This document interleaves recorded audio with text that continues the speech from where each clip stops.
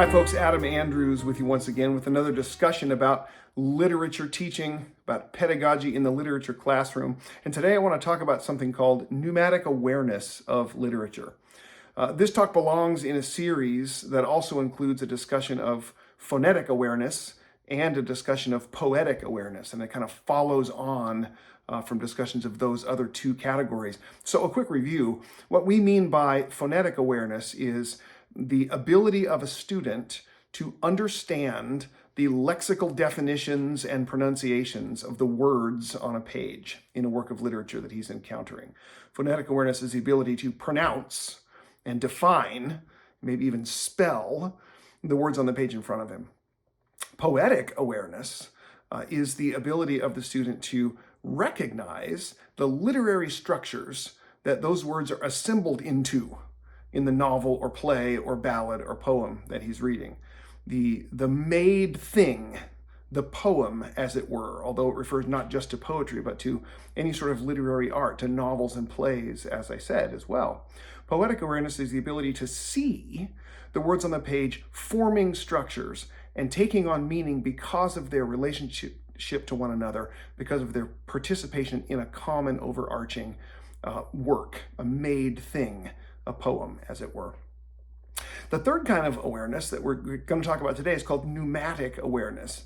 And I get the term from the Greek word pneuma, which means breath, or in the New Testament usage means spirit, the breath of life of something. A pneumatic awareness is an awareness of the spirit or soul or animating personality of a work of literature that touches that analogous spirit or soul or animating personality in the reader and forms a connection whereby the reader doesn't just say, aha, there are words in the English language on the page in front of me. Or he doesn't just say, aha, there is a plot with a rising action and a climactic moment where a protagonist achieves his goal. In addition to those other two things, he also says via pneumatic awareness, oh my goodness, this is a moving story. I see myself reflected in the protagonist's desires, in the protagonist's struggle, in the protagonist's success or failure at achieving his objects. It's not just that I understand with my head. It's not just that I can pronounce and imitate the sounds with my mouth. It's that I feel and sense and identify with the story in my heart, in my soul, maybe even in my spirit. This is what pneumatic awareness of literature is and how it's distinct from the other two. A couple things about this idea. First of all, it's what we're all shooting for as literature teachers, isn't it?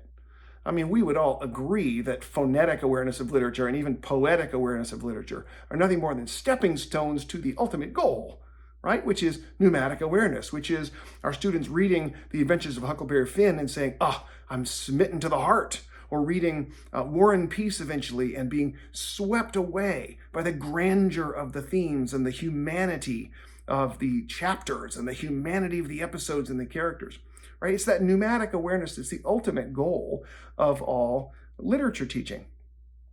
But I want to say something else about it, which is probably also obvious to any of us who have been in a literature classroom for any length of time, any of us who have bumped up against a difficult book, any number of times. And that is this.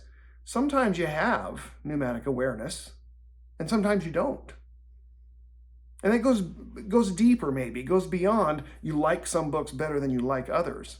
In fact, if we could look at this idea from the perspective of a teacher sitting in front of a classroom of students, that teacher knows for sure that by the end of the term, some of the students in his or her class are going to get Shakespeare's Hamlet, or they're going to get Straw into Gold by Gary Schmidt, or they're going to get Owl Moon by Jane Yolen, and some of the kids in the class aren't. And there's a level at which it doesn't matter what the teacher does. Anything that he or she does is going to help that first category of students achieve this pneumatic awareness. And no matter how much he tries, it's not going to help this other class of students. I was reading a very learned essay on the idea of literary understanding very recently, and this line appeared in the essay. Some kids will get it, and some kids won't. The implication of this idea is that pneumatic awareness is not something that can be taught, at least not reliably every time by a particular pedagogical set of steps, by a particular set of techniques. It's a little bit more spiritual than that, right? A little bit more ineffable, a little bit more artistic. The analogy, I think, to opera is a really good one.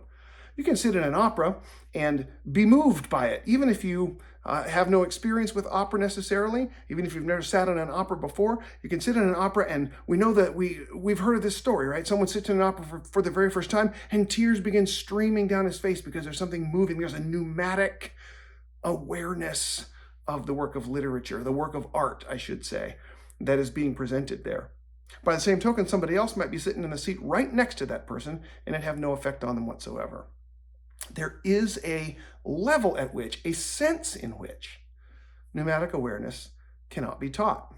And in this way, it is distinct, I would argue, from both phonetic awareness and poetic awareness, which, whatever else you want to say about them, are teachable things. You can teach pronunciation, you can teach lexical definition, you can teach spelling, you can teach structural analysis of stories, rising action, climax, denouement, conclusion, characterization, plot, and theme. Those things can be taught and practiced and learned by all students. But what you can't teach reliably is a softness of heart, a set of sensitivities that reacts to literature in this spiritual way, that reads Hamlet and says, I am forever changed.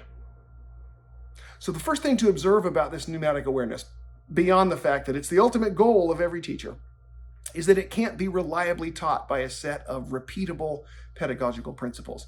And these two things together make a contradiction, don't they? Or at least a difficulty, right? If it's what we're all shooting for, but we can't reliably produce it, then we lit teachers are in a bit of a fix, aren't we? Well, this is, of course, what we say at CenterForLit all the time about literature and about education more broadly. It's not measurable. It's not predictable. It's not something that can be coerced. It's a little bit more like human life in that way, a little bit more like human nature in that way. It's subject to forces beyond our control, God himself among them, I would argue. And so we have to be content as teachers, again, I would argue, with something less than a set of pedagogical techniques that will reliably produce pneumatic awareness. So first of all, we've got to be content with our limitations. But I don't think that leaves us completely without tools.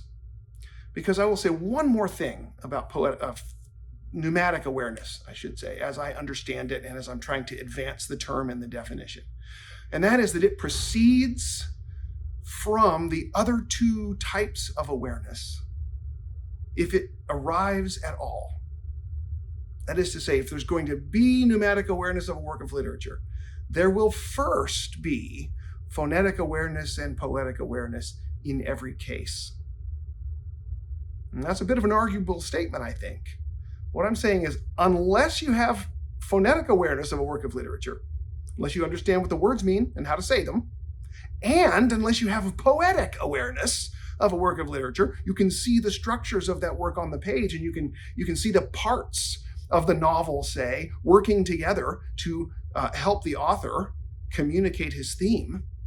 Unless you have both of those two kinds of awareness up and running and in place, then real pneumatic awareness, I would argue, is impossible.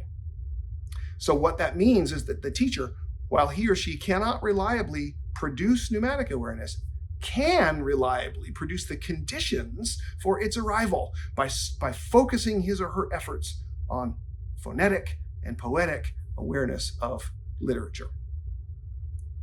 We shouldn't spend our time banging our heads against a wall, doing something that we can't reliably do, when we have all kinds of tools to make sure that we're accomplishing what we can reliably do.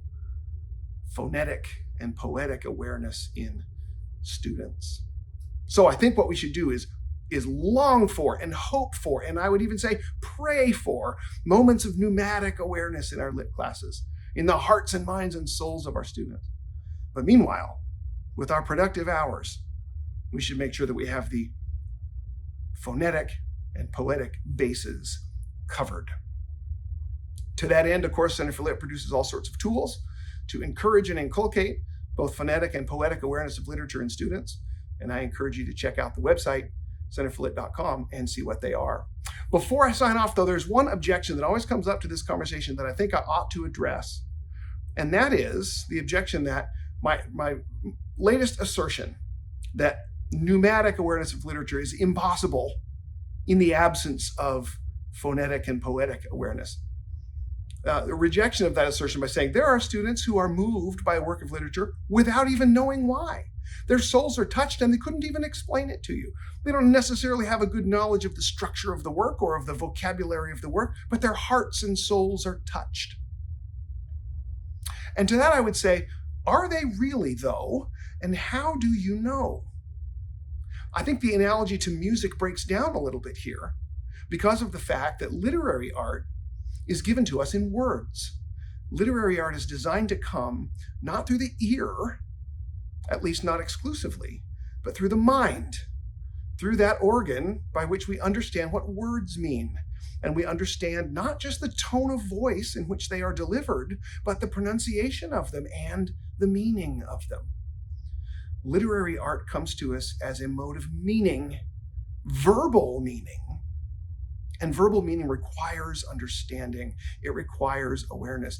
So I would say, if someone is moved by a work of literature and can't explain it, then maybe his explaining powers need some help and need some coaching.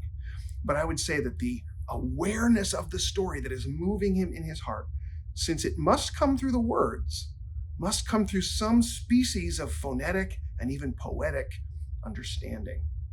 So I'd love to have a long conversation with someone who would challenge my assertion that pneumatic understanding waits on those other two types before it can emerge.